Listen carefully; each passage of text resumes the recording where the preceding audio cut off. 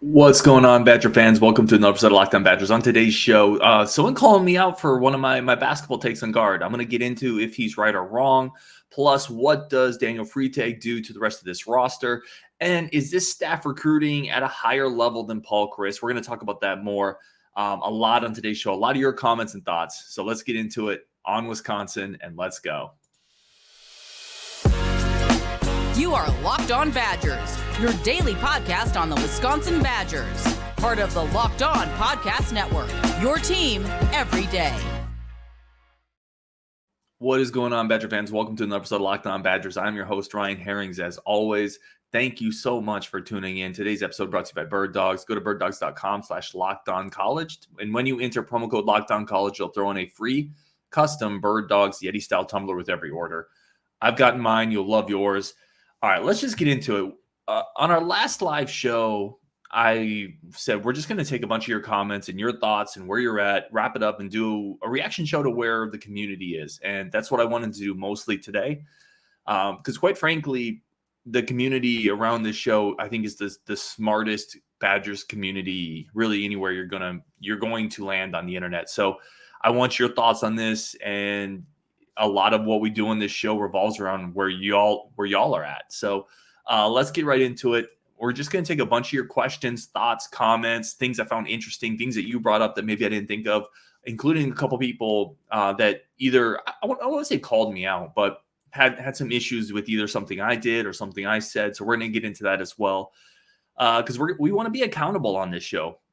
And if you are honest, you should want people who can hold you accountable to your thoughts and kind of call you out if they think you're wrong, because it makes you a little smart. I always say this. It makes you smarter to respectfully disagree with people and have that conversation, because you're going to see different viewpoints. You're going to be forced to defend where you're at, and you might find yourself changing your mind through the course of that conversation. And if not, you're probably more able to defend and, discuss where you're at on your position. So I think it's great when people bring up stuff that they disagree with me on. I will always put that on the show as long as it's respectful. That's the only rule there is.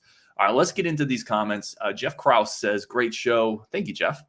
Do you think maybe they didn't go after the two kids they lost to Penn State because they had a ton of tackles and they need more guard and center type bodies? So we had a point. I had to crop this comment, but Jeff is talking about the point Justin and I made about the previous staffs have gone over after size on the offensive line. And I feel like this new staff is going to find better size fits for guard and center, guys like Duran, guys like Corey.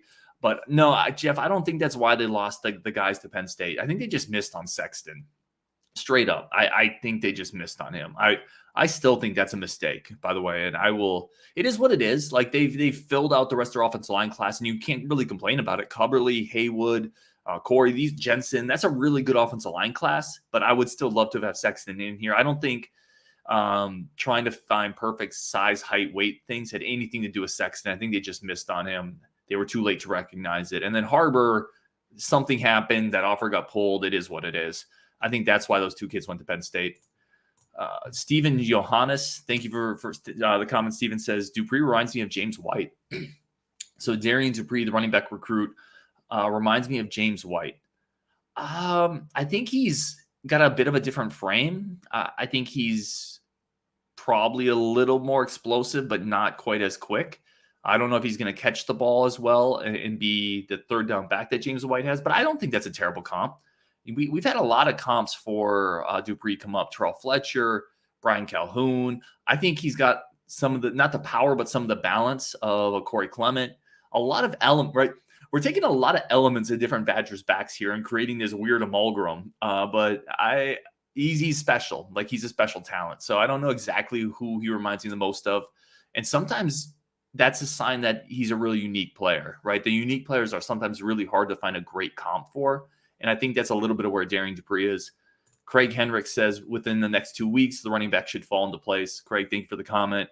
Yeah, these dominoes are going to tip pretty quick. I think we're pretty sure Atuka is in. At least that's been all the buzz. The kind of big power back.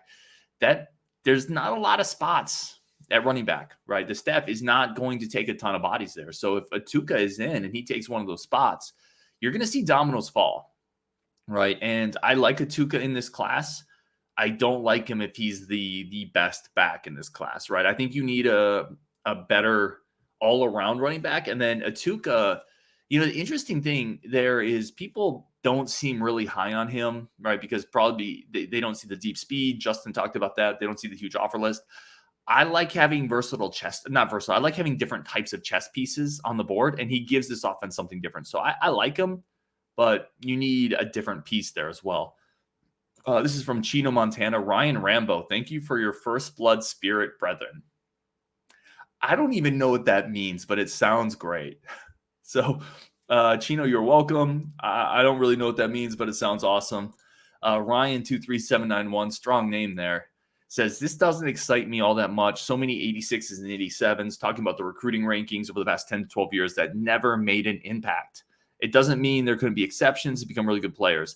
So really what we're talking about here, and this is also a point John Berger brings up. I looked at the stats for the average player ranking under Chryst's tenure and what Fickell has done. I also looked up the ranking for the visiting players. I think you'll be very surprised by the results.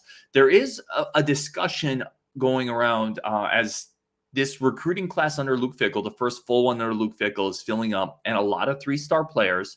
I think at this point there's 3 composite 4-stars, maybe Matt Toyer, who just got a bump, Haywood, the offensive tackle, and Grant Steck, the tight end. So I think there's 3 composite 4-star players in this class, and the rest are 3s. That's just at a very surface level, very similar to Paul Chryst, right? And I think there are people wondering, why are we getting so excited about this recruiting class? Why is there so much hype around Luke Fickell when, from a recruiting ranking standpoint, there's not a huge difference, right? And listen, that's a fair point. That's a fair point and a good discussion to have. When I look at it, there's a couple things. I think this coaching staff, the longer they're here, the results are going to get better and better, right? When were Paul Chryst's best recruiting years? It was after he was here several years because he had built up relationships in certain areas. This staff is still, they have relationships, right? This staff coming over from Cincinnati has existing recruiting relationships, but it's going to get better the longer they're here at Wisconsin if they have success, right? The recruiting rankings that they're going to have are going to keep building, in my opinion, as they are able to further sell what they're doing at Wisconsin. It's still a bit of a new thing. The other thing I would say is recruiting rankings can be the same. Like you could have a 5'10", 190-pound corner that's technically really sound, and he's going to look great with help and be a mid 3-star, or you can go get a 6'2" corner like Vernon Woodyard, and like this in this class that's also a 3-star, but has many more physical skills and tools. And I like that aspect of what this staff is doing a little bit more. They are going after, in my opinion, a higher upside type of recruit that is going to have more boom and bust. By the way, there's no perfect thing in recruiting, right? It's not like Paul Chryst didn't go after high upside guys, right? And it's not like every player Luke Fickell goes after is going to hit that ceiling, but I do think they're going after more athletic, measurable type guys, and they're trusting themselves to coach them up. I like that. I think you have to swing for the fences on more guys like this. And it's not that Paul Chryst and that staff never did, because they did. Guys like Deron Harrell was a height speed guy. Al Ashford was a height speed guy, but I don't think they did it enough. I think they fell back on a certain type of player too much, and it limited the ceiling of the program, because there's only so much you can coach up a 5'10", 4'5" cornerback, right? You need the physical traits, and I think this staff has done a better job of that. So, but I do understand the point. The recruiting rankings are the recruiting rankings, and it's a fair conversation to have for sure. This is from Alien Space talking about Dunn, the newest commit, visited Penn State in April. The Penn State staff was impressed by him. Penn State shows up a lot of our recruit offer list. Yet us and Penn State have been tangling a lot in the recruiting race for a couple years now. Going back certainly to the Ruchis, you go back to I'm blanking on the tight end, the 6'5" tight end that left Wisconsin to go to Penn State that same cycle. But yeah, there's going to be a lot of battles with Penn State. You know, there's coaches on the staff that have Pennsylvania ties. We're going to be going after the same caliber of player. Haywood was an offensive lineman they were in on that is coming to Wisconsin. Sexton was a guy that we offered to Oregon State that's going to Penn State. So there's going to be a lot there, and look for more of it. That's not going to go away at all. One thing we know about this staff is they don't back down. Let's see. This one's from Jay Daly. Where's John Garcia been lately? So John first of all, love John Garcia. Every interaction I ever had with him, he is articulate, smart, intelligent, talented, knowledgeable. He's phenomenal. He got a well-deserved job at Rivals, and that's just limited our ability to have him on the show, which is why Brian's come on board. But, John, I wish him nothing but the best, and I would love to be able to get him back on the show at some point, and maybe it'll happen. I would definitely love to do that. All right, let's take a quick break. I'm going to come back with somebody really calling me out a little bit on Greg Gard, and have I flip-flopped on Greg Gard? Let's talk about that next on Locked On Badgers. But first, today's show is brought to you by our good friends over at Birddogs. Listen, I've talked about this so many times, but it bears repeating. Not a lot of people get mistaken for homeless people, right? Like that's not a everyday occurrence for people outside of the Ryan sphere, which is where I live apparently. So Birddogs has really enabled me to go to my local coffee joint, right? Get my black coffee, because that's what I drink. I don't put any of the foo-foo in it. I go straight black coffee, and it allows me to go up to my coffee joint with my Birddogs on, my legs looking great, and I'm comfortable because Birddogs are incredibly comfortable, but I don't look like a homeless person. I don't have that lady coming up to me anymore and be like, hey, it's going to get better, right? And Birddogs have unlocked that part of my life where I can go out now and not look homeless. So Birddogs, for that, I will forever be thankful. Use code LOCKEDONCollege for a free tumbler with every purchase. I've gotten mine, birddogs.com/LockedOnCollege, the most comfortable pair of pants you will ever wear right in time for summer. I do want to take a second again, as I always do. Y'all are amazing. This community is amazing. I really appreciate everybody tuning into this. And these comments, keep them coming. I love putting comments up. I love putting your questions and thoughts up and talking about them because, again, we get smarter when we include all the voices, and that's what this is all about. All right, and speaking of that, let's go down to Gold Digger 65. This is from a show a while ago, but I've wanted to get it on for a while because I never want to ignore. I'll never ignore. I don't want to even say criticisms, but just challenges to where I'm at and what I'm thinking. Again, as long as they're respectful, let's do it. So Gold Digger 65 says, I have to defend Justin on this one. This is from the Greg Gard show after he just landed Daniel Freitag. So he says, I have to defend Justin on this one because he has remained consistent while you and Rajiv seem to have very short memories of Gard. Both of you were just as critical of Gard and unsure of his ability. And he goes on to say you guys have kind of flip-flopped on this, whereas Justin has been consistent. A couple things on this. I want to start here. So I think we've done 400-ish YouTube shows at this point, right? So over the course of 400 shows, I'm sure at times being a creature of the moment, my thoughts on Greg Gard have fluctuated, right? Have gone up or gone down a little bit. So this is probably certainly fair in the sense that I'm sure at times I've been a little flip-floppy on Greg Gard. I do want to say neither Rajiv nor I were as critical of Greg Gard as Justin. I would disagree on your take there.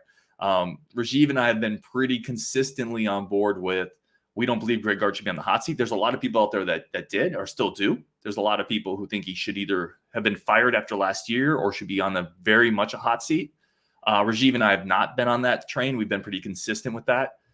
The other thing I would say is I think I've been pretty consistent on I expected Greg Gard to have a good offseason. I thought the pressure of having to do something, of having the not making the tournament, I thought he would be active in the portal. I thought he would do well. Now, I did not think he would land Daniel Freitag, but I did think he would land Con Knipple. So I thought he would land a marquee prospect this offseason and attack the portal.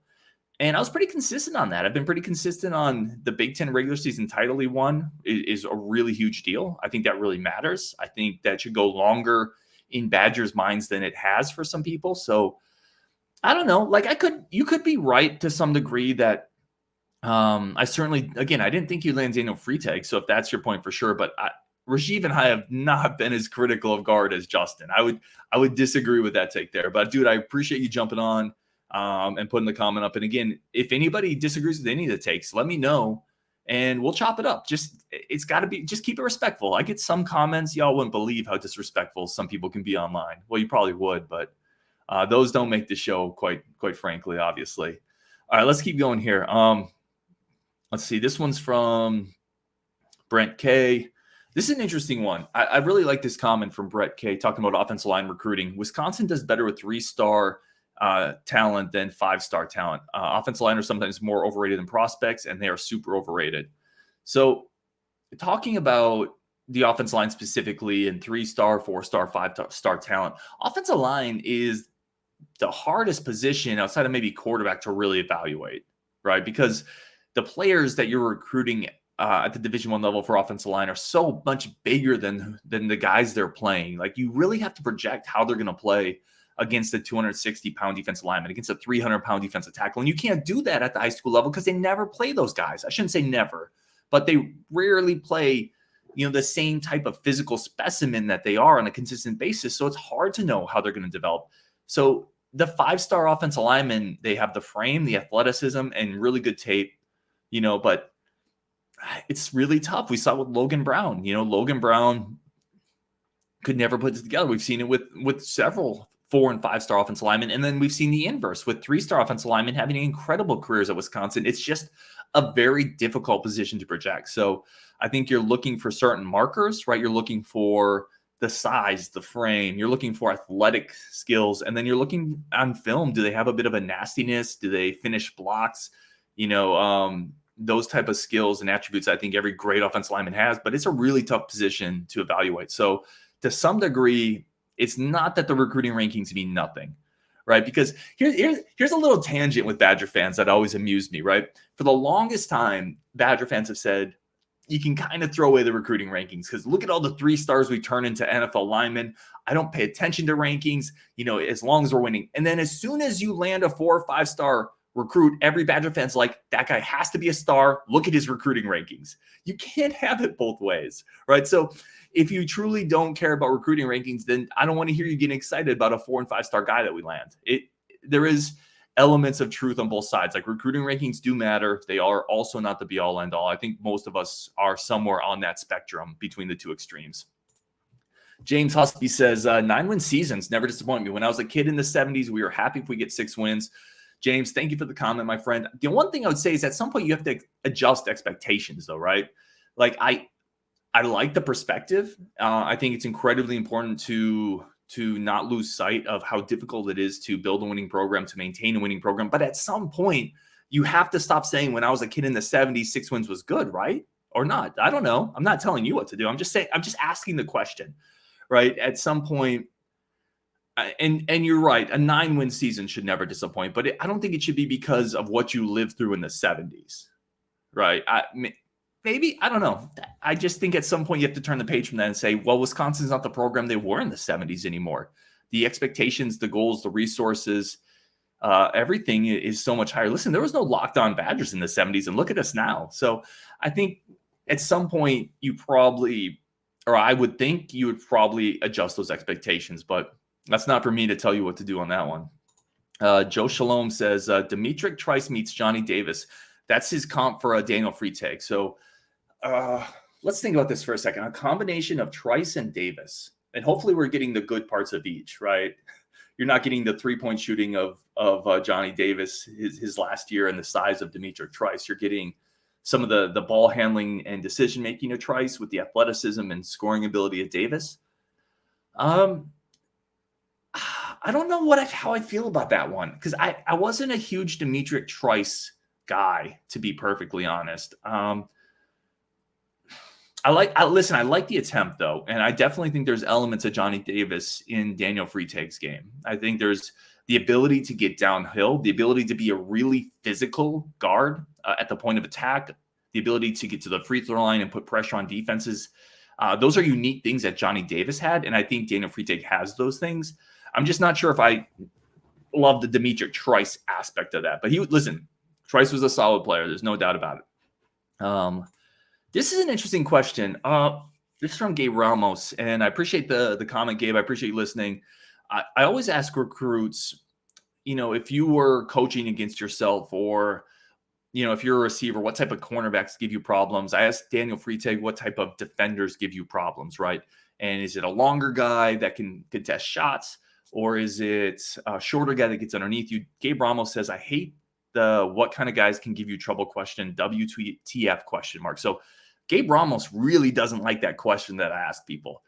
And I think it probably, Gabe, I'd love for you to expound on that. I really would, to get exactly where you're thinking, because I don't want to put words in your mouth and I don't want to try to extrapolate why you hate that.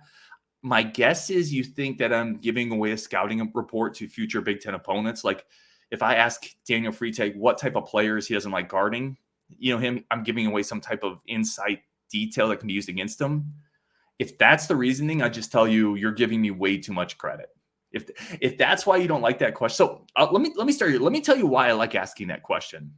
I think it creates a situation where players have to get a little introspective. They have to look at their game in a different aspect. It creates some interesting discussions, right? Like it's fun to hear a player talk about, because then they have to really analyze a little bit of their weaknesses and the players that have given them some struggles. And if you ask that question and a player says, I don't know, or if a player says, nobody does, you have to kind of question if they've really looked at their game in a certain way, if they have the IQ to really break down their game in a certain way. And everybody I've asked this question has given incredible answers. Like JT Taylor had a great answer to this. Grant Steck did, Daniel Freitag. Everyone's able to kind of say, yeah, this type of thing, it gives me a little trouble and I'm working on it.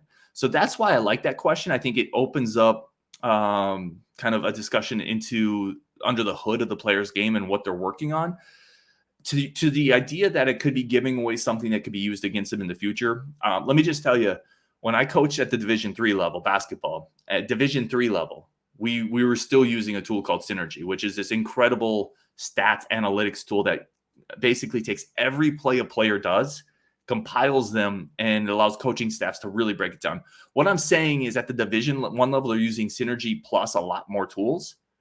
Their opposing coaches aren't going to come to look at this podcast to get weaknesses for a player, is what I'm telling you. The film will tell them the weaknesses. They will find those weaknesses without my help, is what I'm telling you. So I would respectfully disagree if you think I'm potentially giving away something that could be used against them, because again, they're going to find those things that can be used against players on film really quickly, because these coaching staffs at the Big Ten level are really, really good. But I appreciate the comment, man. I would love for you to expound on it and even come on the show and chop it up. Definitely appreciate that. This is from Greg Lincecum, friend of the show. Thank you, Greg, for jumping on. Daniel sounds like another great Badger guard who played football in Minnesota. Brad Davidson, he was one tough guy. This sounds like Daniel as well. Yeah, I think there's definitely some comps there. I mean, the games are way different, but the intangibles, the IQ, and the toughness side, I think you can definitely draw a comparison to Brad. And certainly both coming from Minnesota, both being football players. There's some definite parallels there. Greg Collinsberger says, seems like a very level-headed, great kid. Yeah, I got to tell you. So I've interviewed several Badgers recruits at this point, several players considering the Badgers, football and basketball. Talking to Freitag, that was near the top of the list in terms of players I've talked to, and just the way they could articulate their answers, how thoughtful they were, how respectful they were. I was very impressed. And again, if you're going to be a point guard, there is an intangible aspect that goes into being a point guard. IQ, being able to communicate, being a good leader. Communication is almost a requisite for leadership. So I was very impressed with his interview. I think he probably has a future in sports media or some type of media if he wanted it after playing. I would agree with you, Greg. I really thought he was very well spoken. All right, we're going to take a very quick break, come back with more comments, a bunch more stuff that you guys wanted to bring up. We're going to keep this show going on Wisconsin, a very quick break for our friends of the show. All right, I want to welcome everybody back. I want to do a quick rant on Big Ten uniforms, something that drives me nuts, and I'm curious where you guys are at. I recently saw a list on Twitter that had the best uniforms in college football, right? It had a top 10 list, I don't know, top 15. Penn State was 4th. Let me tell you something. That uniform is ridiculously overrated. I will die on that hill. And if anyone disagrees with me, let me know in the comments. There's nothing to it. And I know people say, oh, the simplicity, I like it. Sure, they look like a Mac school. They look like an art project that nobody finished. All right. The only reason they get credit is because they're a blue blood, and they somehow, people are afraid to just say how boring that uniform is. They're not in the top 4 in the Big Ten. Are they in the top 5, top 6? Let me know who your top 5 uniforms are in the Big Ten. Because I'll tell you this, they don't compare to Michigan. Michigan has the best uniforms in the Big Ten, in my opinion. The Michigan uniforms are incredible. They're iconic. I love the colors. The helmets are so unique. They have great uniforms. And unlike Penn State, they actually finished their design. They didn't just leave it blank. You know what happens if you hand in a blank piece of paper in art, you fail. But somehow Penn State handed in a blank helmet and they're like, oh, it's a masterpiece. Like, no, it's not a masterpiece. It's boring. It's ridiculous. It's overrated, period. Ohio State has better uniforms, right? Let's see. Wisconsin does. Iowa's uniforms are great. Say what you will about the Hawkeyes, that color combination, right? The angry Hawkeye, like that's a way better uniform, way better than Penn State. That's already 4. I don't know if I'm taking Sparty, Illinois, Rutgers, Northwestern. We do have there are some crap uniforms in the Big Ten. I don't like Maryland's nonsense, but Penn State completely overrated. Let me know if you think I'm right or wrong, but I'm right on this one.